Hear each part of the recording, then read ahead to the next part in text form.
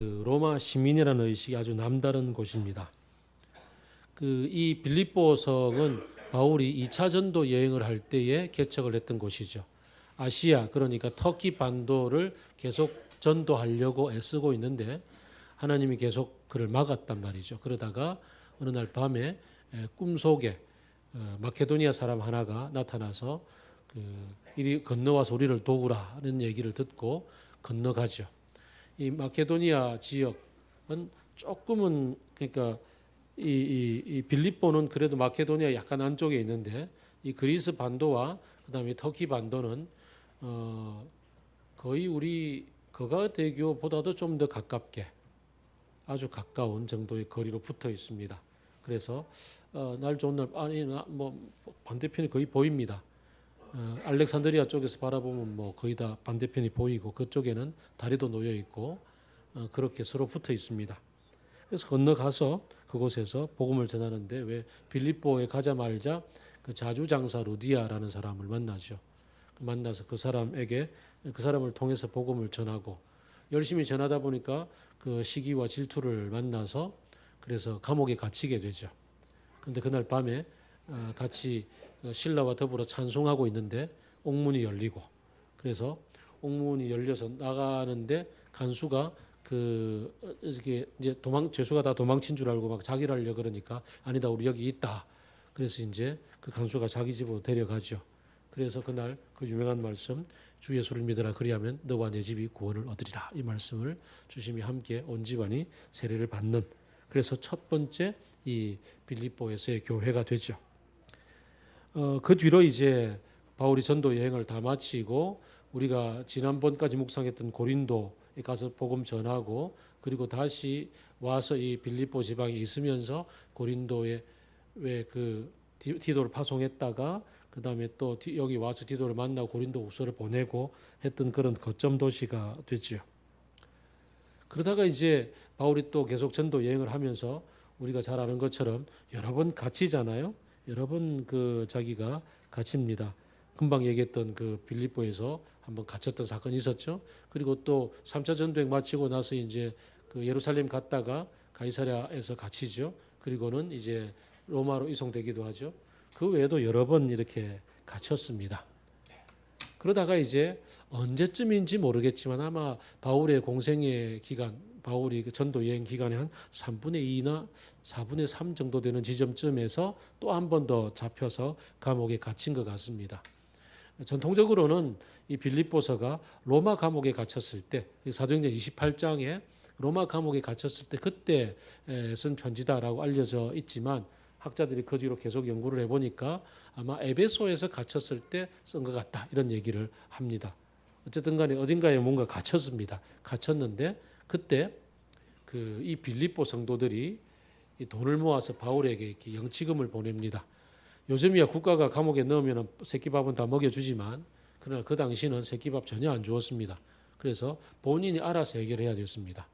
본인이 알아서. 그러니까 영치금을 대주는 사람이 없으면 안에서 굶어 죽겠죠. 뭐 그런 일이 벌어집니다. 근데 이제 바울의 빌립보 성도들이 돈을 모아서 그를 이렇게 채워주죠. 그러니까 얼마나 이 감격스럽겠습니까? 이 감격스러움을 가지고서 빌립보서를 쓰지요. 그래서 빌립보서 1장 1절을 보면은 특별히 바울 인사를 하는데 빌립보에 있는 성도들과 감독들과 집사들에게 이 편지를 쓴다라고 얘기하죠. 초대교회 때부터 집사들은 주로 이렇게 교회 재정 관리를 맡아 왔었습니다. 그러니까 교회에서 이게 구제 헌금을 모아서 바울에게 전해 주었기 때문에 특별히 다른 서신서에 없는 이 집사들에게까지 내가 편지를 한다라고 구체적으로 언급을 해주죠. 참 감동적이었을 것 같습니다. 이 빌립보 교회와 바울과의 관계가. 그래서 다른 어떤 편지보다도 이 빌립보서는 보면 굉장히 따뜻한 얘기들이 굉장히 많이 있고 바울이 굉장히 감사를 많이 전하고 있습니다. 그런 것들을 우리가 이 편지를 통해서 보게 되고요. 그만큼 우리가 이 암송 자주 많이 하는 아주 주옥 같은 구절들이 많이 있는 본문입니다. 그래서 아마 보면 여러분들이 같이 많이 느끼게 될 것 같습니다. 특별히 인사, 은혜와 평강이 있기를 이라고 얘기하죠. 바울의 모든 편지에서 은혜와 평강이 있기를 이라고 얘기를 합니다. 근데 이 은혜와 하나님께서 우리에게 부어주시는 그리스도 예수를 통해 부어주시는 은혜를 통하여서만 우리가 그리스도인으로 살 수 있다는 사실과 이 그리스도 예수를 통해서 요한복음 이야기하는 것처럼 세상이 줄 수도 알 수도 없는 참된 평화가 주어진다는 사실을 생각하면 이 두 구절만 이 두 단어만 가지고서도 굉장한 깊은 묵상을 하게 되겠죠. 그렇지만 오늘 시간이 많기 때문에 많지 않기 때문에 많으면 묵상을 하겠지만 그래서 넘어갑니다. 3절을 보니까요. 나는 여러분을 생각할 때마다 하나님께 감사를 드립니다. 그럴 수밖에 없겠죠. 바울은 마케도니아 지방에 처음 건너가서 그곳에서 처음 개척했던 교회고요. 그 성도들이 얼마나 신실했으면은 마케도니아 지방 전체가 바울이 3차 전도 여행을 마치고 예루살렘 올라갈 때 그때 이 그 구제연금 예루살렘을 위한 구제연금도 손수 모아서 전해줬죠. 그다음에 또 지금 감옥에 갇혀 있는데 특별히 자기를 위해서 영치금도 모아주지요. 얼마나 기쁘겠습니까? 그래서 기도할 때마다 여러분 모두를 위해서 어떤 마음으로 기도한다고요? 기쁜 마음으로 간구한다고요. 참 생각하면 늘 기쁘죠. 그래서 첫날부터 지금까지 복음을 전하는 일에 복음 전하는 일에도 동참하고 있고 지금 그 13절 14절 보게 되면 또 복음 전하는 일에 계속 동참하는 일들이 나와요.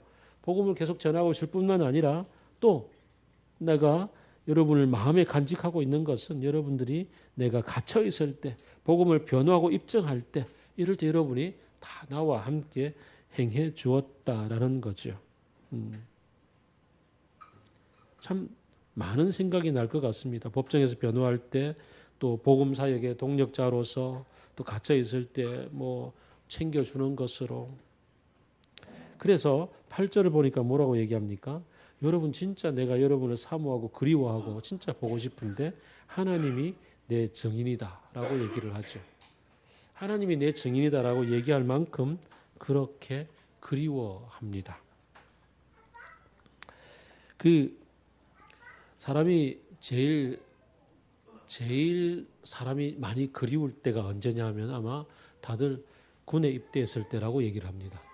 군에 딱 입대를 하면 두고 온 애인도 생각나고 엄마 아빠도 생각나고 하늘의 별을 보면 이제 엄마가 떠오르고 뭐 그러죠.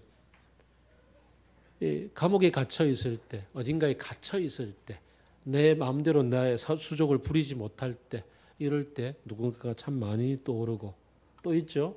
내가 행복할 때 안 떠오릅니다. 뭐 지금 저기 뒤에 저 가장 행복에 겨워하는 두 사람이 앉아 있는데 아무도 안 떠올랐을 거예요. 아마 뭐 교회가 그리웠기는 했겠습니까? 예? 그러나 내가 힘들고 어려울 때 이럴 때 가장 많은 사람들이 떠오르죠. 그리고 그 떠올랐던 사람들 중에 바울에게는 이 빌립보 성도들이 있었습니다. 우리가 힘들고 어려울 때 누가 떠오를까요?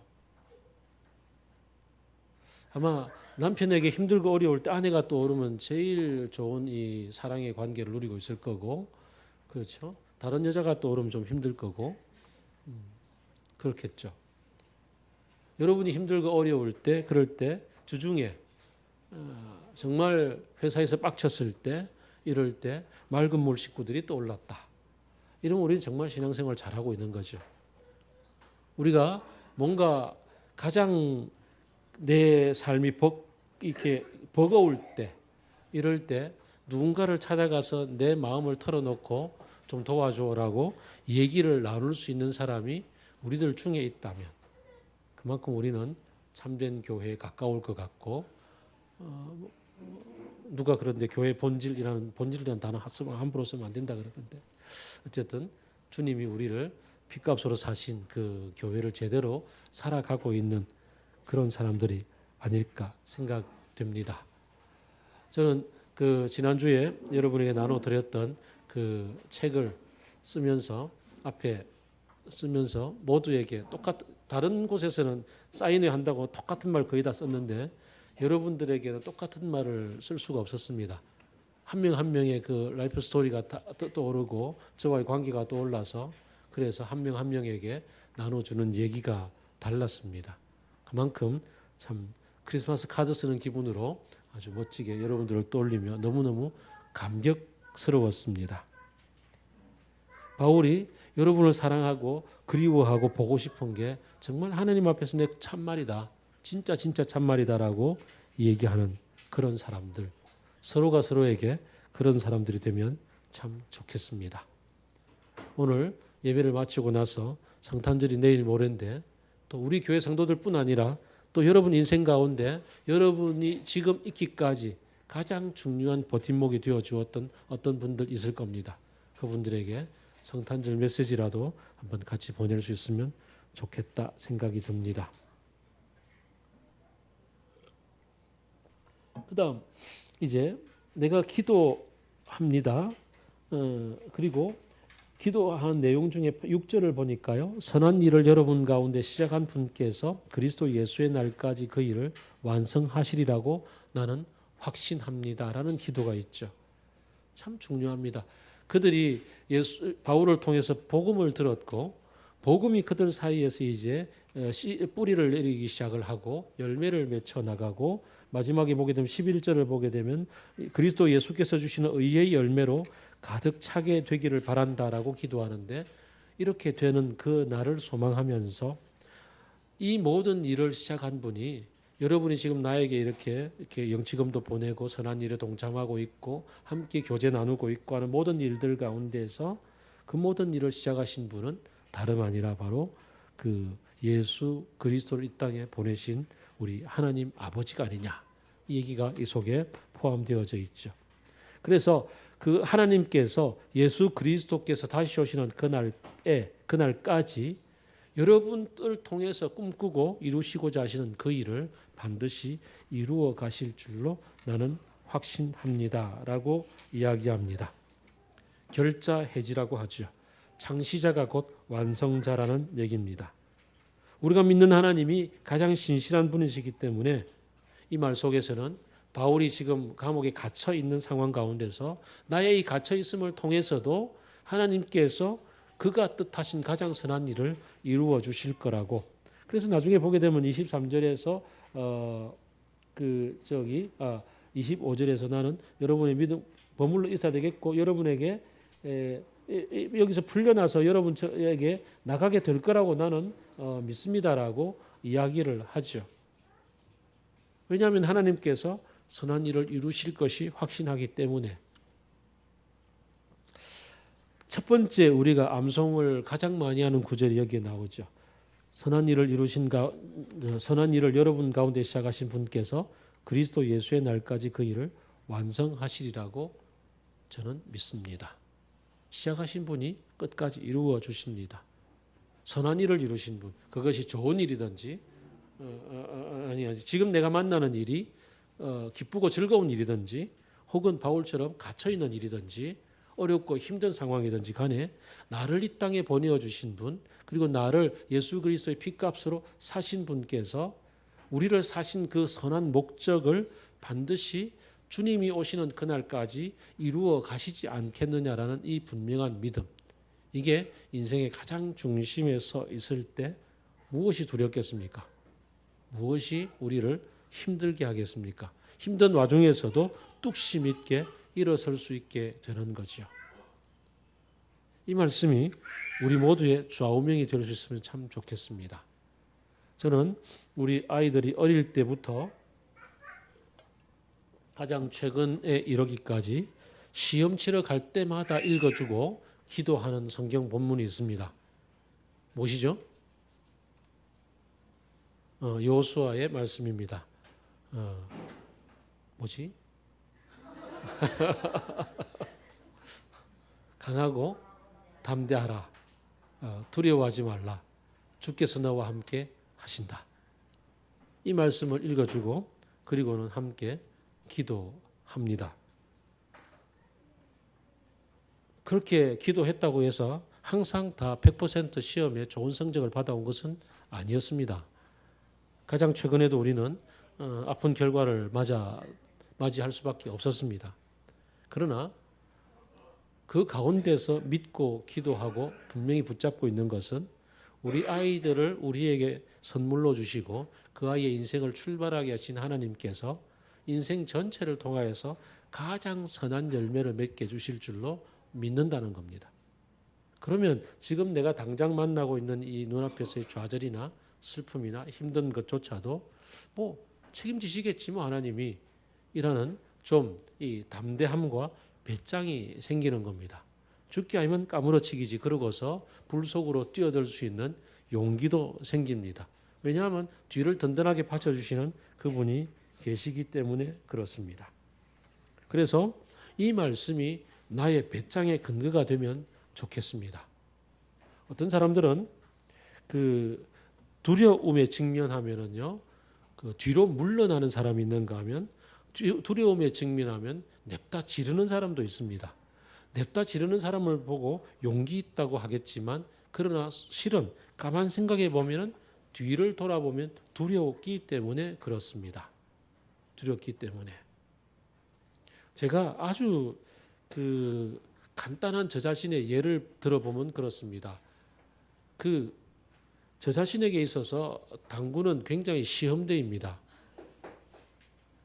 당구를 칠 때 모두 큐를 쥐고 이렇게 예비 동작이 있습니다. 하나, 둘, 셋 하고 이게 탁 치게 되는데요. 이때 자세를 잘 잡고 어디까지 가느냐에 대한 분명한 목표와 기타 모든 것을 잡아야 합니다. 그러나 저는 7번이기 때문에 내면의 기본 정서가 두려움입니다. 두려움이기 때문에 이 두려움을 피하기 위해서 잡자마자 바로 쏘아버립니다. 물론 실패할 때가 더 많겠죠. 그런 저 자신을 다스리면서 천천히 하나, 둘, 셋 할 수 있는 그러한 심호흡이 내게는 무척 중요합니다. 우리 모두에게 책임져 주시는 하나님이 계신다는 사실 때문에 내면의 두려움을 이겨낼 수가 있으면 좋겠습니다. 인생을 만나서 그래서 두려움 때문에 내지르거나 두려움 때문에 일을 하지 못하는 일들 없이 하나님이 뒤를 봐주신다는 든든함 가운데 서서 그냥 천천히 스텝대로 하나, 둘, 셋 갔으면 좋겠습니다. 하나, 둘, 셋 갈 때 얼마나 긴장점이 높은지 아마 여러분들은 인생을 살아가면서 긴장점들을 느껴보신 분들은 알 겁니다. 그러나 그 긴장점을 하나하나를 지나갈 때에 뒤를 봐주시는 주님이 계신다는 사실을 믿고서 우리에게 선한 일을 시작하신 그분께서 끝까지 책임져 주실 거야 라고 믿고 천천히 심호흡하면서 한 걸음 한 걸음을 걸어갈 수 있으면 좋겠습니다. 실패도 좋습니다. 실패하면 어떻습니까? 그 다음 책임져 주시는 분이 하나님이 계신데 그 실패에 두려워하지 않고 그냥 그 다음을 가면 된다. 그렇게 믿을 수 있으면 좋겠다는 말씀입니다. 그 다음 구절을 가겠습니다. 이제 기도하는 내용 중에 첫 번째, 하나님이 예수의 날까지 일을 완성하시리라고 확신 가운데 저는 기도합니다. 그리고 나서 구체적으로 9절부터 11절을 보면 기도하는 내용이 나옵니다. 내가 기도하는 것은 여러분의 사랑이 지식과 통찰력으로 더욱더 풍성하게 되어서 여러분 가장 좋은 것이 무엇인가를 분별할 줄 알게 되는 것입니다. 그리하여 여러분이 그리스도의 날까지 순결하고 흠이 없이 지내며 예수 그리스도께서 주시는 의의 열매로 가득 차서 하나님께 영광과 찬양을 드리게 되기를 기도합니다. 그들이 바울을 사랑하는 사랑의 마음이 가득한 것을 바울은 잘 압니다. 그 사랑이 지금 이렇게 실천으로 이어졌다는 것도 잘 압니다. 그런데 그 사랑에 근거해서 그 다음 해야 될 일이 무엇인지를 이야기해 줍니다. 사랑은 거기에다가 지식과 통찰력이 함께 곱해져야 한다라고 이야기를 합니다.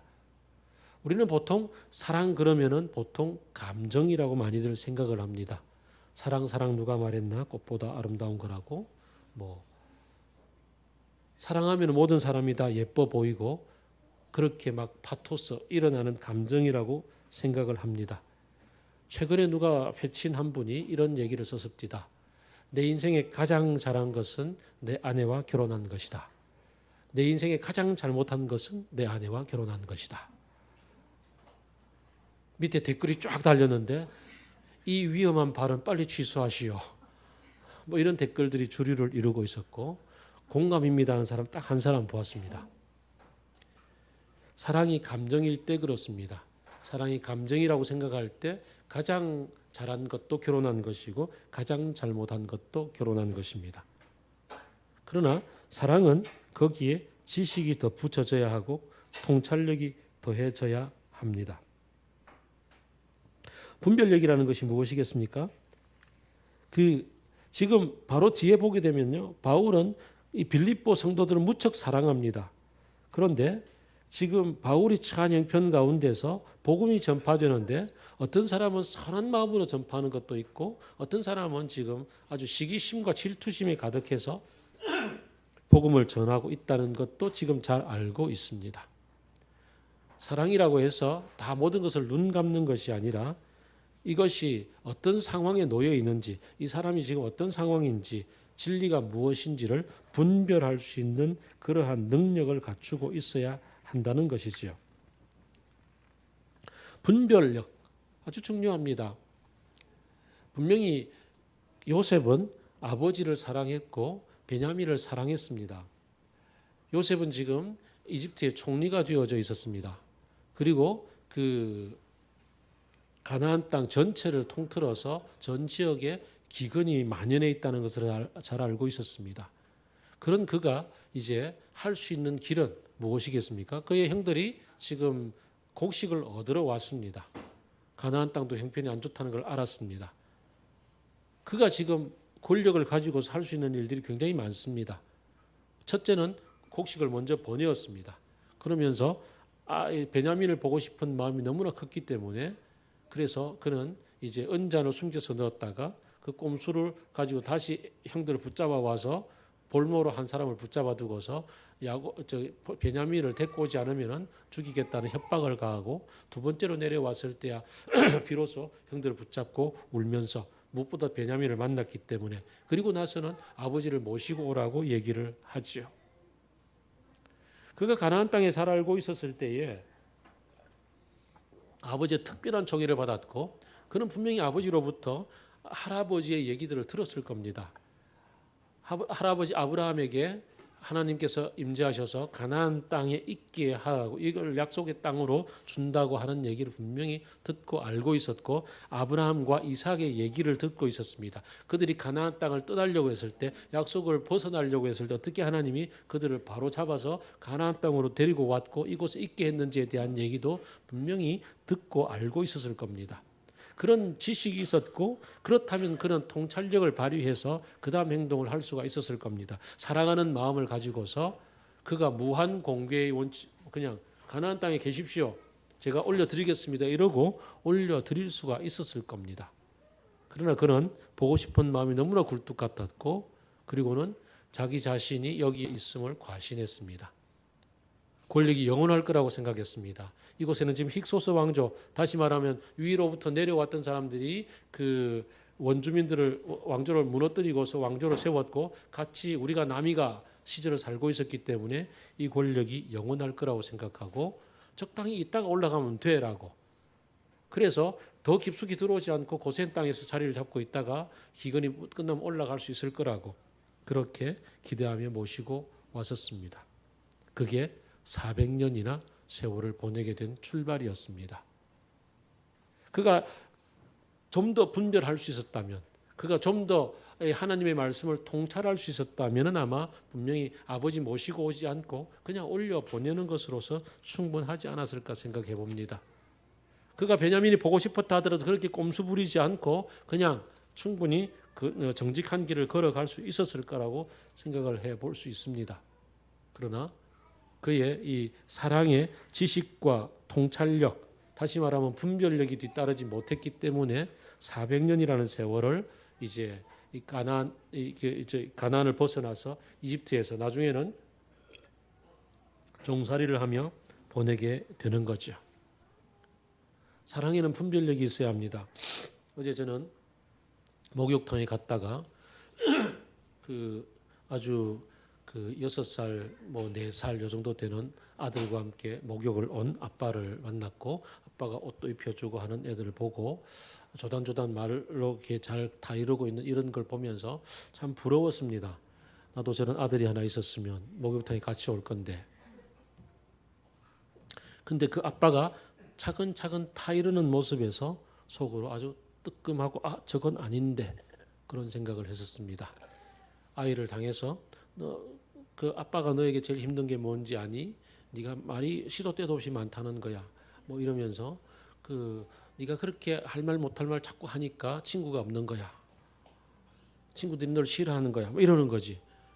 화를 내는 것도 아니고 차근차근 잘 아이에게 설명을 하고 있었으나 설명하는 내용은 칼로 그냥 꼽는 거였죠. 아이에게.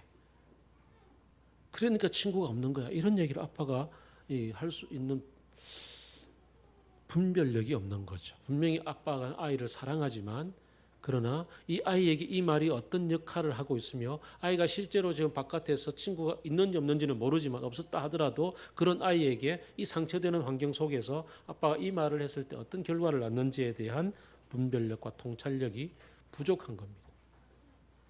이게 우리에게 주어진 문제점일 때가 많습니다.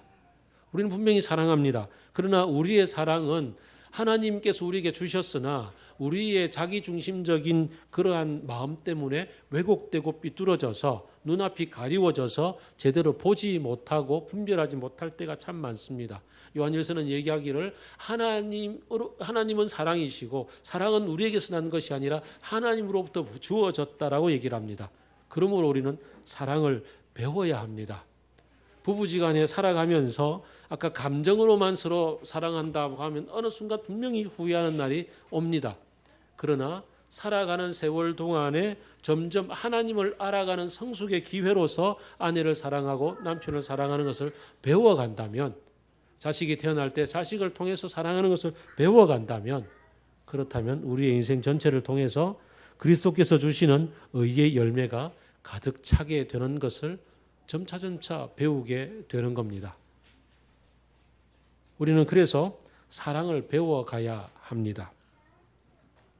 저는 함께 성도들을 만나고 함께 아직도 더 가야 할 길, 아직도 가야 할 길을 가고 있지만 그러나 조금씩 세월 속에서 저 자신의 내면 속에 주께서 주시는 사랑으로 통해서 깨어나고 사랑을 통해서 지혜와 지식이 늘어가고 있는 나 자신을 물론 어떤 때는 엎어지기도 하고 뒤집어지기도 하지만 그러나 조금씩 자라고 있음을 문득 깨닫게 됩니다.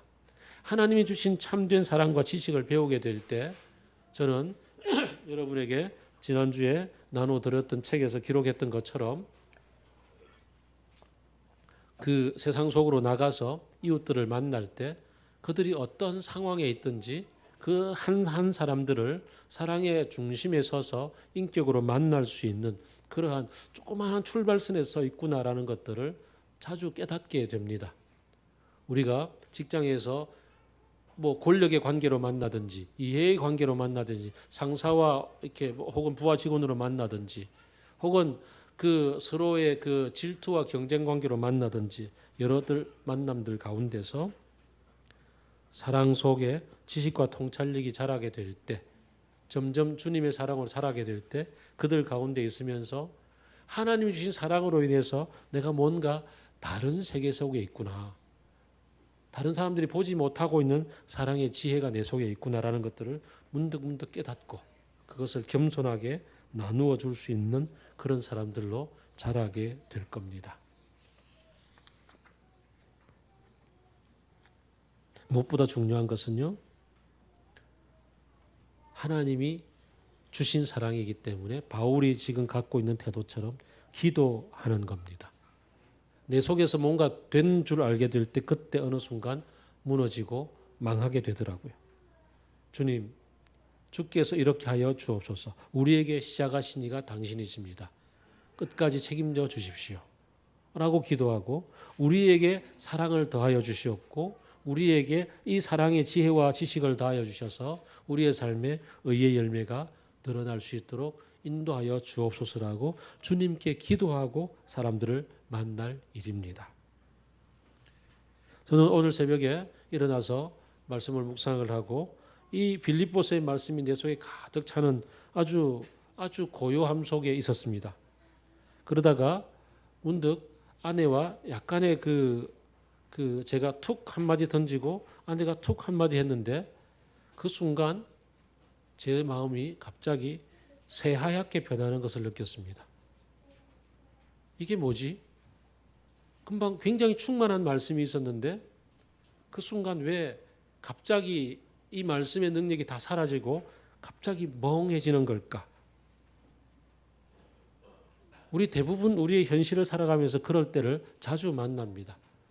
아주 미묘하고 사소한 감정의 변화임에도 불구하고 상황의 변화임에도 불구하고 주께서 우리 속에 마음에 좌정하사 우리를 이끌어 가시고 우리에게 채워주시는 그 사랑의 능력들을 순간 우리는 눈에서 사라져버리고 현실 속에서 너와 나만 남아있는 것들을 만나게 되는 거죠. 그래서 기도가 필요합니다. 그래서 우리는 주님께서 이끌어 달라고 주님께서 채워달라고 기도하고 주님을 붙잡아야 합니다. 사라져가는 주님의 뒷자락을 붙잡고서 주님 빨리 돌아와 주십시오라고 순간순간 주 예수 그리스도 하나님의 아들이시여 저에게 자비를 베풀어 주옵소서. 주 예수 그리스도 하나님의 아들이시여 제가 주님의 마음을 놓치지 않게 하여 주옵소서. 제 마음에 머물러 주십시오라고 그렇게 순간순간 우리는 예수 기도를 드리며 우리의 삶의 현실을 살아갈 때 그때 주께서 당신의 뜻을 우리의 삶 속에 이루어 가시게 되는 거죠. 이제 세 번째 12절부터입니다. 바울은 지금 자신의 처한 형편을 쭉 설명을 합니다. 여러분들이 내가 지금 당하고 있고 나로 인해서 일어난 일들을 모르기를 원치 않습니다. 알기를 원합니다. 내가 지금 감옥에 갇혀 있습니다. 감옥에 갇혀 있는 결과 첫 번째, 나로 인해서 지금 감옥 온 시위대 안에 감옥을 지키고 있는 이 군병들 안에 이 복음이 전파되고 있습니다. 놀랍습니다. 저 사람이 왜 갇혔대? 저 사람이 이상한 뭐 누구를 전하고 있대. 그게 뭐래? 그래. 뭐 하나님이라 그러대. 뭐 하시는 분이 그 예수님이라는 분이 십자가에 죽으셨대. 그리고는 살아나셨대. 뭐 때문에 그랬대? 우리의 죄를 없애기 위해서 그랬대. 뭐 이런 얘기들을 주거니 받거니 하고 있는 겁니다. 뭐 큰 잘못을 저질렀는가? 아니 그런 일은 없대. 그럼 왜 갇혔대? 모함 당했대. 잘못도 없는데 모함 당했대. 그러면서 지금 많은 얘기들이 오고 가고 있습니다. 그 속에 복음이 회자되고 있다는 사실을 그는 보고 있었습니다. 두 번째는요. 바울이 갇힌 것 때문에 빌립보 교회에 난리가 났다는 겁니다. 빌립보 교인들이 막 열심을 내고서 복음을 전하기 시작했다고 얘기합니다. 어떤 사람은 순전한 뜻으로 바울이 갇혔으니 우리라도 전해야겠다. 우리가 바울을 통해서 받은 바 은혜가 얼마나 많니? 안 되겠다. 우리가 전하자. 이렇게 순전한 마음으로 전하는 사람이 있는데 한편 어떤 사람은 순전하지 못한 마음으로 복음을 전하고 있다고 아리송한 동기로 전하고 있다고 이야기를 합니다. 아마 어쩌면은 빌립보 지역에 있던 유대교 지도자들인지도 모릅니다. 유대교 지도자들이 그래 봐라 제가 잘못을 엉뚱한 거 전하더니 갇혔대. 이제 엉뚱한 마음 품지 말고 유대교가 딱 붙어 있어야 돼 이러고 얘기를 하는데 그럼 왜 갇혔대? 뭐 예수가 죽었다가 살아났다고 얘기하는 거야. 쉽게 말해서 노이즈 마케팅이 되고 있는 거죠. 혹은 어떤 사람들은 또 해석하기를 이 빌립보 교회 안에 마치 우리가 지난 11월 12월 묵상했던 고린도 교회 상황처럼 바울이 가는 곳곳마다 바울을 시기하고 질투하는 그런 지도자들이 있게 마련이었으니까 그들이 올컨이 됐다. 이제 바울이 잡혔으니 이때 우리가 빌립보 교회를 접수하자. 그러고서 이제 막 열심히 세력 확장을 했던 것이라고 얘기할 수도 있습니다. 어쨌든 어느 쪽이든 상관없이 바울은 지금 놀라운 고백을 하게 되는데요. 18절이죠. 같이 읽어봅시다. 18절 시작.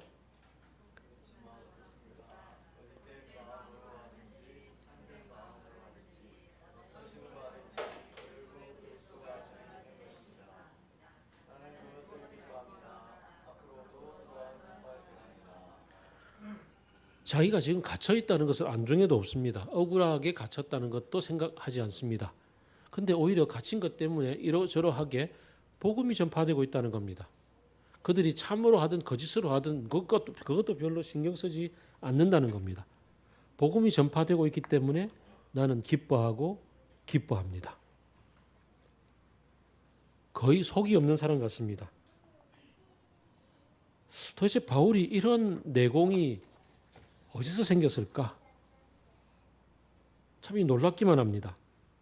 이런 경지에 어떻게 이르게 되었을까? 악의에 찬 비방과 술수에 휘말린 것 같은 그런 심각한 상황인데도 불구하고 그것 때문에 오히려 예수님이 전파되고 있는 것으로 인해서 기뻐한다. 최근에 자기 엄마를 술김에 어쩐다고 그냥 칼로 찌르고 진짜 잔인하게 찌르고 살해했던 그 사람에게 실형이 선고되었던 재판 기록을 읽으면서 그 엄마가 아들에게 칼에 찔리면서 그러면서 했던 말이 그랬답니다. 빨리 그 옷 갈아입고 피 묻은 옷 여기 두고 옷 갈아입고 그리고는 도망가라고, 잡히지 말라고. 아들에게 죽어가면서도 그 아들이 잡힐 그걸 생각하고 아들 보고 옷 갈아입고 도망가라고 얘기하는 그 엄마.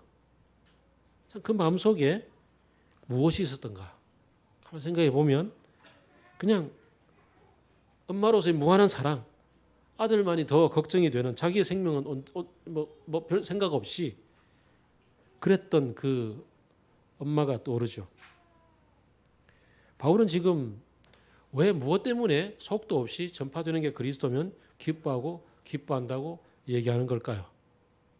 자기의 처지는 어떤지 별 상관도 없고 누가 빌립보 교회를 채 가든지 뭐든지 상관없이 무슨 짓을 하든지 예수 그리스도가 전파되기만 하면 된다고 생각하는 것일까요? 원래 이런 사람이었을까요? 원래 그런 사람 아니었단 말이죠. 그는 가말리엘 문화에서 그 율법을 배웠고 그 율법에 투철해서 쉽게 말해 자기 확신이 너무 강해서 그것 때문에 스데반이 죽을 때 옳다라고 그 예스 투표했었고 증인들이 그 자기 발 앞에 옷을 갖다 놓는 것에 대해서도 묵묵히 받아들였고 심지어는 다마스커스에 가서 그 복음이 전파되는 그 현장을 박살내기 위해서 체포하러 가기 위해서 특별 영장까지도 가지고 가는 그런 자기 확신에 찬 열심이 있는 불도저 같은 사람이었습니다. 굉장했던 사람이었습니다. 그랬던 그가 이렇게 속도 없는 사람이 되어버렸단 말이죠. 어떻게 해서 그렇게 됐을까? 그는 그의 인생 가운데 가장 중요한 다마스커스로 가는 그 길에서 만난 예수님이 있었기 때문이죠. 예수님이 자기의 눈을 멀게 하고 그러면서 나타나서 아나니아를 통해서 눈도 비늘도 벗겨주실 뿐만 아니라 자기에게 나타나 직접 말씀을 들려주셨습니다. 나는 네가 핍박하는 예수다. 이것 때문에 네가 많이 힘들다. 가시체를 뒷발질을 하고 있으니 얼마나 많이 힘드니. 이제 너는 좀 자유롭게 되기를 원한다. 그러면서 그와 함께 말씀을 나누시고 그의 마음을 붙잡아 주시고 이끌어 주셨던 생애 최대의 경험이 있었습니다. 살아계신 주님을 인격적으로 만났던 경험이 있었습니다. 그 경험을 통해서 그는 완전히 달라질 수가 있었습니다. 우리가 어느 순간에 예수님을 믿었든지 언제 교회에 출석을 했든지 언제 이 그리스도인에 대해서 인생을 출발했든지 별 상관없이 우리들 역시 인생을 살아가면서 기독교인으로 살면서 자기 확신에 차서 조금 듣기 거북한 목소리로 자기 의에 가득 차서 기독교인으로 살아갈 사람들이 굉장히 많이 있습니다. 그러나 그 어느 순간에 예수 그리스도를 실제로 만나고 그분을 인격적으로 맞닥뜨려서 그분 앞의 말씀 앞에서 나 자신이 얼마나 허황된 삶을 나 자신을 추구하며 살아왔는지를 깨닫게 되는 그런 경험이 있을 때야 비로소 우리는 이제 내가 아닌 예수 그리스도가 내 안에 계신 그 새로운 삶을 살아가는 출발점을 삼게 되는 겁니다.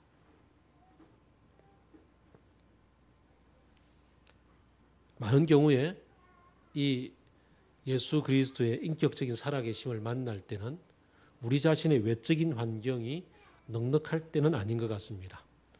우리의 외적 환경이 힘들고 어려울 때, 혹은 인생의 엄청난 고난과 역경을 만났을 때, 가족이 큰 병이 걸렸거나 아니면 내가 큰 병이 걸렸거나 큰 교통사고를 만났거나 뭐 사업의 부도를 만났거나 기타 어떤 여러 상황들 속에서 내가 가난해질 때, 그럴 때 주님 하고 천부의 의지 없어 손들고 옵니다. 주 나를 박대하시면 나 어디로 가오리까 하고 그렇게 기도하는 순간에 주님을 인격적으로 만날 때가 많이 있는 것 같습니다. 그러나 사무엘처럼, 어린 사무엘처럼 어느 순간 사무엘아 부를 때, 그럼 사무엘이 지금 대답을 해야죠. 사무엘아 불렀는데 대답을 못하고 있다가 지금 내가 2번 불렀어요. 사무엘아. 아직도 대답을 안 하네.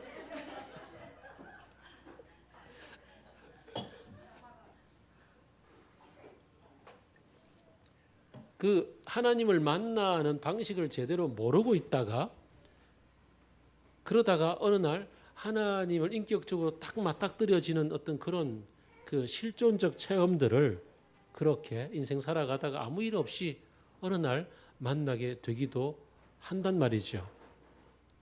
이런 날이 참 중요한 것 같아요. 그 어떤 사람은 독특하게도 정말 그 인생이 자기도 모르게 놀랍게 펼쳐지는 어떤 순간을 만났을 때 그때 하고 이렇게 만나기도 한다고 그렇게 고백들을 합니다.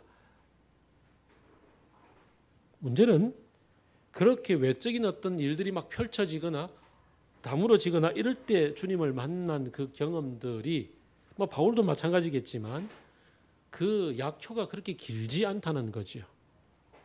행복한 순간에 만난 약효는 더 짧습니다.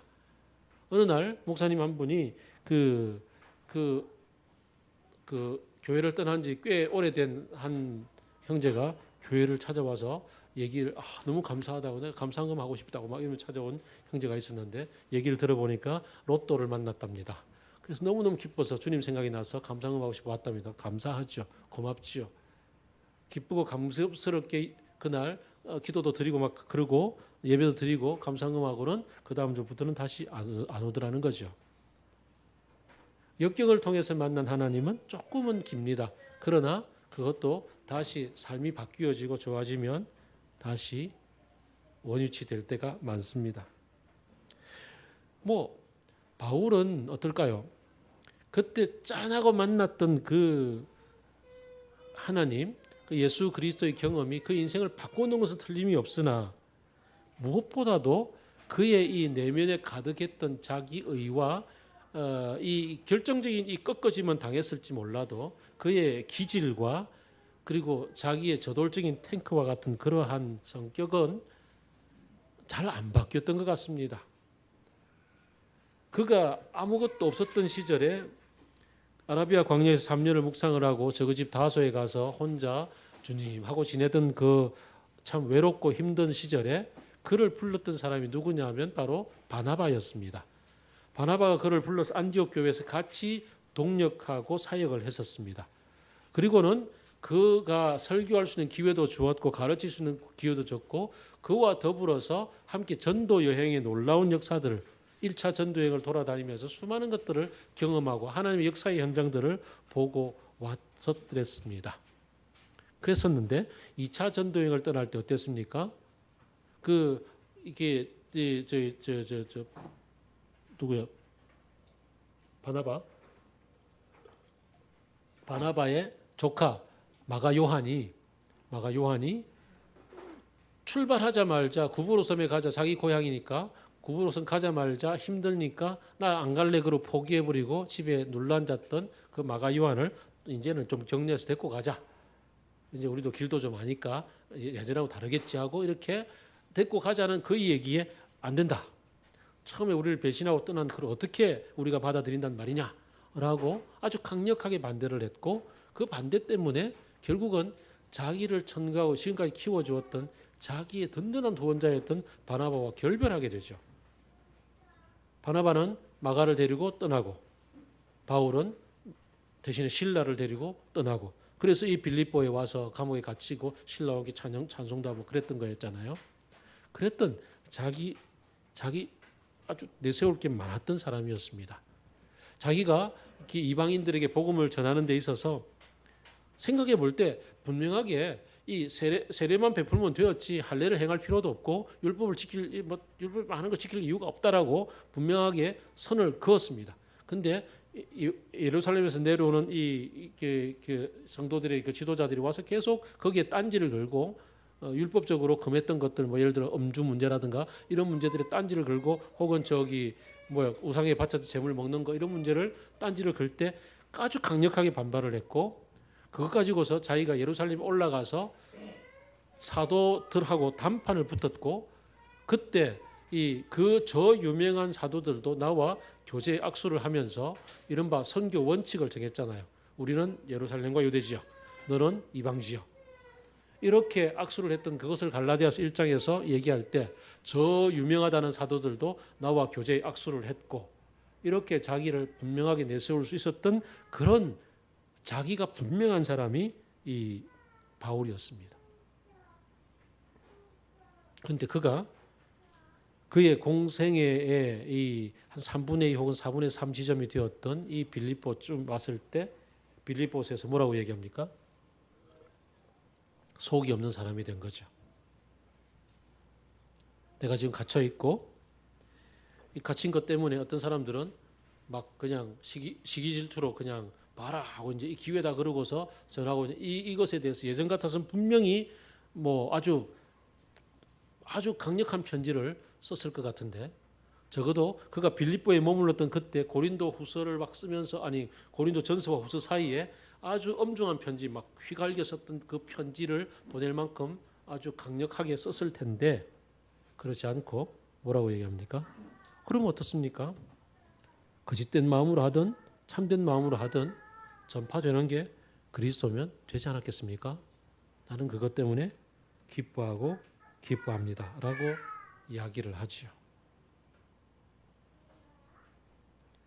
인생에 있어서 하나님을 인격적으로 만나는 짠한 경험들은 어느 순간에 누군가에게 불현듯 찾아옵니다. 선물이지요. 하나님의 은혜입니다. 그러나 그런 것만으로 채워서는 점점 더 큰 자극만을 찾게 됩니다. 그리스도인으로서 하나님을 만나는 훈련을 하게 되었으면 사무엘아 사무엘아 사무엘아 부를 때 예 제가 여기 있나이다라고 대답하고 주님을 만나고 대화할 수 있는 그 길을 열었으면 그 길을 통해서 이제 해야 할 길은 바로 앞서 말씀드렸던 것처럼 사랑은 주님으로부터 주어졌으니 그 사랑의 통찰력과 지혜와 지식을 깨쳐나가는 주님을 배워나가는 시간 더 나아가서 그 주님의 인격이 내 인격이 되는 그 지난한 시간을 지나가야 하는 겁니다. 세월 속에서 깎이고 다듬어져 가면서 됩니다. 바울은 고린도후서에서 얘기했던 것처럼 40에 강한 매를 40에서 하나 감한 매를 3번이나 맞고 그 다음에 물 속에 이렇게 죽을 고비를 넘기기도 하고 죽었다고 생각하고 쓰레기 더미에 던졌는데 살아서 기어 나오기도 하고 감옥에 갇히기도 하고 수도 없는 그런 세월을 지나면서 고백하기를 나는 무명한 사람 같으나 주님 앞에서 유명하고 죽은 사람 같으나 그러나 보십시오 살아있고 아무것도 가진 것 없는 것 같으나 그러나 이제 모든 사람을 부유하게 할 만한 그런 넉넉함이 내게 있습니다라는 주님 안에서의 성품으로 자라나가기 시작하는 겁니다. 여러분 2018년을 돌아보면 여러분은 주님 안에서 얼마나 주님을 많이 닮아가려고 애를 썼고 또 주님은 여러분들을 얼마나 많이 당신으로 이끌어 오셨고 여러분은 주님을 닮아가는 의의 열매들이 가득하게 되었습니까? 2017년보다는 2018년도에 내가 사람들을 대할 때 조금은 발새 때만큼이라도 주님을 조금 더 닮아갈 수 있었다. 그럴 때 우리는 그게 다름 아닌 감사와 감격이 될 줄로 믿습니다. 인생을 살아가면서 놀라운 어떤 큰 일을 이루는 그것 자체가 때로는 중요할 수도 있습니다. 그러나 그 모든 것 너머에 주님을 조금 더 닮아갈 수 있었던 그것 때문에 기뻐할 수 있다면 그게 정말 내게 하나님 앞에서 얼마나 큰 상급이 되겠습니까? 인생 속에서 주님을 만나고 주님의 얘기에 귀를 기울이고 주님의 마음으로 분별하고 주님의 시각으로서 나를 형제를 바라보면서 조금씩 자라가게 될 때 이를 바라보고 해석하는 태도가 달라지는 거죠. 내 환경을 바라보고 해석하는 태도가 그래 그러면 어때? 주님이 전파되고 있으니 그것으로 기뻐하고 기뻐한다 라는 얘기가 되는 거죠. 우리가 애를 키울 때 첫째 애를 키울 때는 그냥 모든 게 다 처음이라서 안절부절 불안하지만 둘째, 셋째, 우리 하정자매처럼 넷째 정도 되고 나면 이제는 뭐 그래도 되더라. 뭐 그러면 어때? 이러고서 그냥 넘길 수 있게 되고 이제 우리 온유를 키우는 할머니 정도 되면 이제 뭐 어떻게 됩니까? 할머니 정도 되면 이제 뭐 그냥 뭐 괜찮아. 그래도 그런 거야. 그렇게 여유가 생기는 것처럼 나와 옆 사람에게, 나와 내 배우자에게, 나와 내 자녀에게, 나와 내 이웃들에게 이렇게 괜찮아. 그렇으면 어떻습니까? 예수 그리스도께서 존귀 여김을 받는 거라면 뭐 괜찮아. 그렇게 좀 여유로울 수 있으면 좋겠다 생각이 듭니다. 이제 마지막 구절입니다. 바울은 여기까지만 해도 놀라운데 그다음 더 놀라운 일들이 펼쳐지네요. 지금 내가 나 자신을 생각해 볼 때 내 미래가 어떻게 될까? 나의 미래를 생각해 보건대 나의 그 19절 여러분의 기도와 주의 성령께서 도와주셔서 지금 나갈 거를 분명히 나는 확신합니다. 근데 솔직히 말하면 나는 그냥 여기서 죽었으면 좋겠습니다. 지금 이 상황은 그저 갇혔다가 곧바로 풀려날 수도 있겠지만 갇혀서 사형 선고를 받을 수도 있는 그런 중대한 기로에 놓여 있는 것 같습니다. 근데 나는 좀 그냥 아무 일에도 이렇게 수모를 당하지 않고 온전히 그저 주님께로 갔으면 좋겠습니다.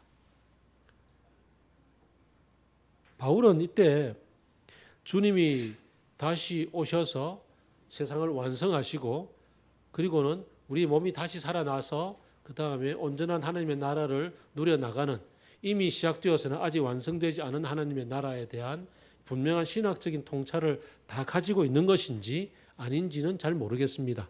바울의 서신을 통해서 우리의 후대 신학자들이 그렇게 이미 시작이 되었으나 주님이 다시 오실 때까지 우리는 중간 지대를 살아가고 있으면서 차츰차츰 하나님의 나라를 오버랩되어져 있는 하나님의 나라를 바라본다고 그렇게 설명들을 많이 하지만 바울은 지금 이때가 그런 때인지 아닌지는 잘 모르겠으나 그러나 분명한 것은 지금 내가 누리고 있는 하나님의 나라가 온전하지 않다는 것과 내가 지금 육신을 떠나서 어떤 상태가 될지는 모르지만 그러나 분명 한 가지 아는 것은 주님과 얼굴과 얼굴을 마주보며 만나게 될 거라는 사실. 바울은 다른 서신서에서 우리가 고린도전서에서 몸을 다시 입고 부활할 것에 대한 설명들을 하지만 그럼에도 불구하고 지금 내가 죽어서 어디인가 분명히 있겠지만 그건 뭐 어디 어두운 데서 슬피 울며 이를 갈미 있으리라 그런 데는 아닌 것 같고 주님과 더불어 같이 있을 것 같다. 나 정말 주님 보고 싶어. 주님과 함께 있고 싶어.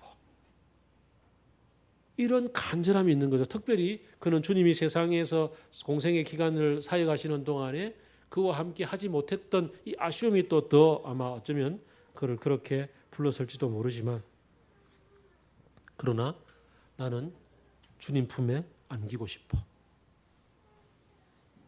참 중요한 소망이죠. 사람들은 기본적으로 죽음이 눈앞에 있을 때 다들 두려워합니다. 죽음은 인간이 정복하지 못하는 가장 중요한, 가장 어쩌면 인간을 힘들게 만드는 그러한 적대자입니다. 그래서 바울도 고린도전서에서 사망아 너에서 오는 것이 어디 있느냐 이러면서 사망에 대해서 막 외치기도 하고 그랬잖아요. 죽음 앞에 서면 사람들은 어떻게 될지 모릅니다. 제가 옛날에 봤던 영화 하나 얘기 한번 들려드렸을 거예요. 그 어디 그 스키장이 같이 있는 리조트에 가족들 전체가 놀러를 갔었는데 그 스키장이 바라 보이는 그 전망 좋은 식당에서 같이 밥을 먹으려고 하는데 갑자기 눈사태가 일어나서 눈폭풍이 막 밀려 내려오는 거죠. 그 순간 가장 먼저 아빠가 도망을 갔습니다. 애들 다 내버려 두고.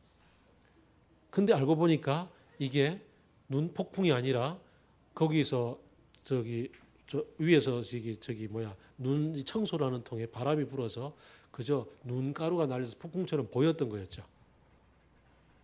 그냥 지나가고 나서 상황은 다 잠잠해지고 유리창 깨진 것도 하나도 없고 그러고 나서 아빠가 돌아왔는데 얼마나 힘들었겠습니까? 얼마나 힘들었겠습니까? 그런 상황들을 우리는 만나죠. 누구나 다 극단적인 상황이 되면 두려움을 직면하게 됩니다. 근데 바울은 그 너머를 바라보는 거죠. 내 생애가 끝난 그 다음에 뭐가 있을지 주님의 품 안에서 누릴 그 행복이 너무나 크기 때문에 어쩌면 나는 지금 여기를 떠나는 게 더 좋아 라고 그렇게 얘기를 합니다. 이런 사람을 누가 말리겠습니까? 떠나도 좋다는데. 초대교회 수많은 성도들이 1세기 동안에 10차례 대박해 제가 직접 가보지는 못했지만 터키의 그 세계 테마 기행이나 이런 거 보니까 지하에 동굴들이 얼마나 엄청난 벌집처럼 이루어져 있던 그런 카타콤을 바라보면 핍박이 얼마나 심했는지를 알 수가 있죠. 그 핍박을 피해서 지하로 숨어들었던 그 시절들. 그 시절들에 수많은 사람들이 잡혀서 그냥 그 순교를 당했지 않습니까? 이런 사람들을 말릴 수가 없습니다. 누가 당하겠습니까? 그래서 히브리서 11장은 이야기하기를 믿음의 사람들은 세상이 감당하지 못한다고 얘기를 하지요. 지금 현재 기독교가 왜 이토록 많은 욕을 먹고 수많은 사람들이 그렇게 진짜 성경 말씀대로 살지를 못하고 있습니까? 이 땅에서 누릴 것들 이걸 내려놓지 못하기 때문에 그렇죠. 죽으면 아무것도 가지고 가지 않는데 이 땅에 가지고 갈 것이 아무것도 없는데 그렇다면 그냥 어디에 매이지도 않고 어디에 속하지도 않은 채 자유롭게 주님과 더불어 살아갈 수가 있을 텐데 우리의 묵상이 바울처럼 이렇게 나의 최종 두려움의 근거인 죽음에까지 좀 다다를 수 있으면 좋겠습니다. 특별히 애니어그램의 머리형인 사람들은 미래에 대한 두려움 때문에 그것 때문에 살아갑니다. 그것 때문에 인생을 뭘 준비하든지 간에 어떻게 살든지 간에 그렇게 두려워하며 삽니다. 애니어그램 가슴형인 사람들은 세상을 살아가는데 남들이 인정해줘야 살아간다. 인정해줘야 이게 존재한다는 생각 때문에 인정받기 위해서 그렇게 그냥 고군분투합니다. 배형인 사람들은 어떻습니까? 세상에서 권력이 있어야 살아갈 수 있는 거야. 그래서 권력을 놓치지 않기 위해서 그렇게 싸웁니다. 배형과 배형이 부부로 서로 만나면 어떻습니까? 끝까지 권력 쟁투합니다. 포기하지 않아서. 어떤 방식으로 오든지 상관없이. 그 모든 것들 너머에 그래 생명을 주관하시는 분이 주님이신데 그분이 나의 죽음 이후에도 아니 죽으면 그 다음 너머에 그분이 계신데 그분의 품에 안기면 얼마나 좋아. 그리고 그분이 내 인생을 살아가는 데 있어서 시작하셨으니까 주님이 다시 오실 그날까지 책임져 주시는 거야. 뭘 걱정해. 시작하신 시가 주님이신데 그날까지 책임져 주실 거야. 라는 이 마음을 가지게 될 때 두려움도 인정받음도 권력도 다 내려놓을 수 있고 오직 이 아기가 젖된 아기가 어머니 품에 안겨서 그저 평안한 처럼 평화를 누릴 수가 있게 되는 거죠. 그러고서 바울은 얘기합니다. 그렇지만 나는 감옥에서 나갈 걸 알아. 왜냐하면 여러분이 기도하고 있고 성령께서도 그렇게 내게 확신을 주시거든. 내가 나가면 난 사실은 주님의 품에 있는 게 좋은데 내가 나가면 너희들에게 유익이 될 거야. 왜냐하면 바울이 나왔다. 우리가 기도했는데 하나님이 들어주셨다. 봐라. 이렇게 사람들 앞에서 여러분들이 내세울 게 있지 않겠습니까? 라고 이야기를 하죠. 그래서 그 25절에 보게 되면 여러분의 발전과 믿음의 기쁨을 더하기 위해서 여러분 모두와 함께 내가 이 땅에 더 머물러 있어야 될 것을 압니다. 라고 얘기를 하죠. 이게 기도의 힘입니다. 우리가 이 땅을 살아가면서 사실 모두가 다 그냥 주님 품에 가자 그러고 집단 자살 뭐 이럴 수도 있는데 그렇게 하지 않는 이유는 이 땅을 살아갈 하나님께서 주신 소명이 있고 그 소명을 이루는 일들 때문에 내가 살아야 할 그러한 분명한 이 확신을 갖고 그것 때문에 기도할 수 있게 되는 겁니다. 주님, 맞습니다. 해주셔야 되지 않겠습니까? 이거 들어주셔야 되지 않겠습니까? 제가 자주 예를 드는 거지만 대학 4학년 졸업하고 2월 28일까지 직장이 없었습니다. 정해지지 않았습니다. 3월 1일 날 면접 보고 3월 2일 날부터 출근했습니다. 교사로. 여러 번 원서를 넣었으나 다 떨어졌습니다. 엄청 많은 실망되지만 그 속에서 기도합니다. 하나님, 제가 누굽니까? 부산대학에서 IBF를 개척한 사람 아닙니까? 그리고 모든 시간을 다 들여서 IBF 헌신했는데 근데 제가 지금 취업을 못하면 지금 누가 지금 어려움 당하겠습니까? 후배들이 뭐라 그러겠습니까? 저 선배 봐라. 모든 시간을 다 IBF 헌신하더니 직장도 못 가지고 안 됩니다. 하나님 취직시켜 주십시오라고 끝까지 붙잡고 늘어졌습니다. 그 결과 아까 얘기한 것처럼 그렇게 취직을 했습니다. 하나님은 우리 살아가는 가운데 이렇게 배짱 있게 기도하고 배짱 있게 하나님과 이른바 쇼부를 볼 수 있는 그런 사람들을 참 좋아하는 것 같습니다. 그런 사람들의 마음속에 뭐가 있습니까? 내 인생 지금 떠나서 주님과 함께 있는 것 정말 좋습니다. 그렇지만 살 이유가 있지 않습니까? 주님이 그거 살라고 보내주셨으니까요. 책임져 주셔야죠. 라고 그렇게 당당하게 하나님과 맞짱을 뜰 수 있는, 아니 하나님 너무 사랑하니까, 하나님을 잘 아니까, 하나님을 믿으니까, 그 하나님 그렇게 안 하실 분 아니까 그렇게 기도하고 실제로 그 은혜를 누립니다. Yes, I can의 기도가 아니라 Yes, you can의 기도란 말이죠. 당신이 하실 수 있는 거니까 책임져 주셔야 되지 않습니까? 라고 기도할 때 안 돼도 그 다음 결과에 대해서 하나님께 맡기고 나아갈 수 있는 평화가 있습니다. 그런 사람들의 기도는 역사하는 힘이 큽니다. 야고보서가 얘기하기를 병이 들었습니까? 그렇다면 믿음의 장로들을 초청하여서 함께 기도하십시오. 이 사람들의 이 기도는 역사하는 힘이 큽니다. 엘리야가 우리와 똑같은 성정을 가진 사람이었으나 그가 기도했더니 3년 6개월 오지 않았던 비가 내렸습니다라고 얘기하죠. 바로 그겁니다. 많이들 그럽니다. 하나님이 알아서 해주시겠죠. 그러니까 뭘 어떻게 기도해야 될지 모르겠어요. 실제로 하나님을 모르는 겁니다. 하나님을 알고 하나님을 만나고 하나님을 알아가는 사람은 한편에서는 마음의 중심에서 바울처럼 내가 지금 죽어도 주님 안에 있으니 행복합니다라고 마음을 비우는 연습과 더불어서 하나님이 이 땅에 나를 보내신 목적을 알기 때문에 하나님 이거 들어주셔야 됩니다라고 붙잡고 기도하는 강력함과 간절함이 있습니다. 여러분의 기도의 생활은 어떻습니까? 그리고 여러분의 인생 가운데서 하나님이 들어주셨어, 하나님이 응답해 주셨어라는 그러한 간증들이 얼마나 많이 있습니까?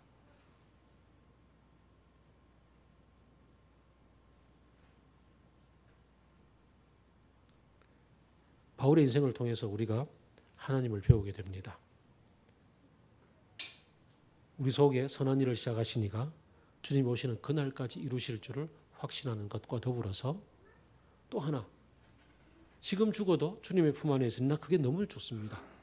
하지만 내가 나를 볼 때 주님이 나를 보내신 목적이 있으니 그것 때문에 살 줄을 믿습니다. 여러분이 기도하고 내 성령께서, 내 안에 계신 성령께서 말씀하십니다라는 자기 인생에 대한 해석과 확신.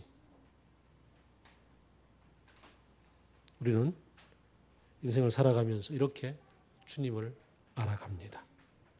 이 두 씨줄과 날줄, 이게 우리 속에 좀 든든하게 자리 잡았으면 좋겠습니다. 그 가운데 삶을 관조할 수 있는 여유. 전파되는 게 그리스도니 이런들 저런들 어떠하리. 이라는 자기 자신의 처해 있는 환경도 좀 여유롭게 바라볼 줄 알고, 나와 함께 나를 돕고 있는 또 수많은 얽혀 있는 사람들에게 진심 담아서 기뻐하고 좋아하고 격려할 수 있는 여유도 있고, 그렇게 인생을 살아갈 수 있으면 좋겠습니다. 같이 기도하겠습니다. 그래서 20절 다 같이 읽고 기도합시다. 20절 함께 읽겠습니다. 시작. 나의 간절한 기대와 희망은 내가 아무 일에도 부끄러움을 당하지 않고 온전히 담대해져서 살든지 죽든지 전과 같이 지금도 내 몸에서 그리스도께서 존귀함을 받으시리라는 것입니다. 내 삶에서 그리스도께서 존귀함을 받으시리라고 저는 믿습니다. 때로 실패의 인생이었었어도, 실패의 경험 속에서도 합력해서 선을 이루어 주시는 주님이 계신 까닭은 나를 통해서 주님이 영광 받으셔야만 하기 때문에 그렇습니다. 나의 인생을 시작해 주신 분이 하나님이기 때문에 내 인생을 통해서 당신이 존귀함을 받으시기를 원해서 직접 책임지시고 이끌어 가실 것을 믿고, 그분 앞에 때로 담대하게, 때로는 여유롭게, 때로는 겸손하게 내려놓을 줄도 알고 붙잡을 줄도 아는 그런 우리가 되기를 같이 기도하겠습니다.